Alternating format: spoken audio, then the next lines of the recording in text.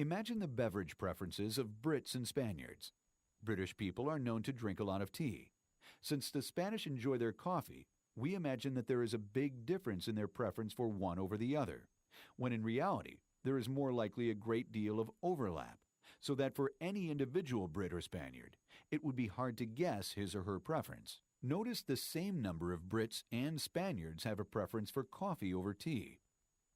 In 1980, George Quattrone and Ed Jones at Princeton experimentally tested the perception of variability between one's own group and an outgroup.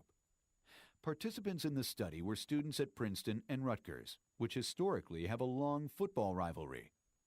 Participants watched a student wearing either a Rutgers or Princeton sweatshirt on videotape offered a choice between rock and classical music. Thus, the student was a member of the participants' in-group or outgroup.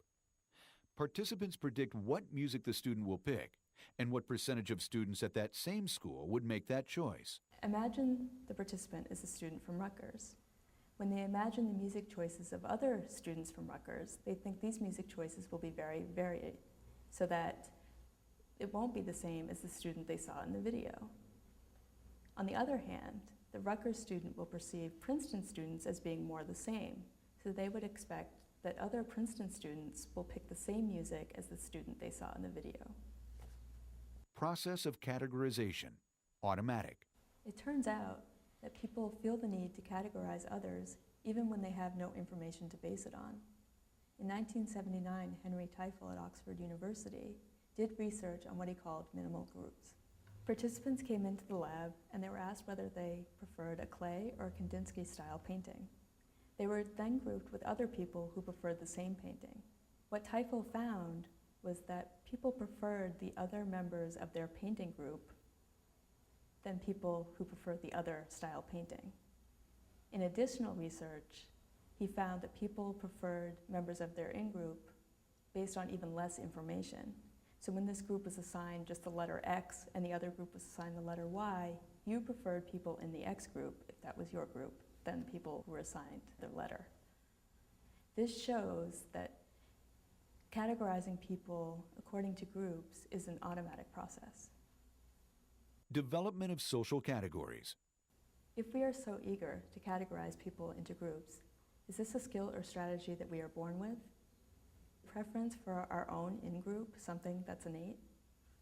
Katie Kinsler at Harvard University has examined language preferences for very young infants to see if even young children show a preference for their in-group.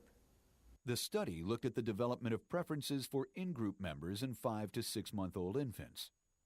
It saw 2 speakers. One speaking English played forward, natural speech. One English played backward, unnatural speech. Infant preference was indicated by measuring the amount of time the infant looked at each speaker. In a second experiment, infants were offered the same toy from an English speaker and a French speaker. Preference for one speaker over another was inferred by which toy the infant reached for. In a third experiment, 5-year-old children were played a videotape of 2 English speakings, one speaking English with a native accent and one with a foreign accent, French, and asked which one they would like to have as a friend.